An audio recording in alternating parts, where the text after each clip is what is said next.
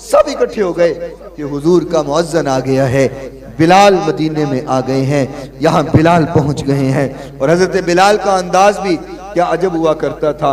हम आज किबला रुख होकर के अजान पढ़ते, किबले की तरफ मुंह करके अजान पढ़ते हैं, और हजरत बिलाल का अंदाज अलग ही हुआ करता था। जब अजान पढ़ते कहते थे ना कि अशहदु अल्ला इलाहा इल्लल्लाह, तो यूं इशारा बुलंद कर देते, और जब कहते अशहदु अन्ना मुहम्मदुर रसूलुल्लाह तो चेहरे मुस्तफ़ा सामने हो, आका के सामने खड़े होकर के अजान पढ़ते। और जब कहते अशहदु अन्ना मुहम्मदुर रसूलुल्लाह तो इस तरह इशारा करते, आका की तरफ इशारा करते कि अशहदु अन्ना मुहम्मदुर रसूलुल्लाह, अशहदु अन्ना मुहम्मदुर रसूलुल्लाह।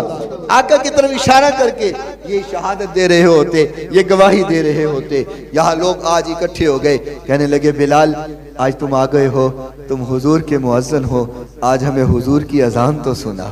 इकबाल झूमा, क्या खूब बात कही। और मैं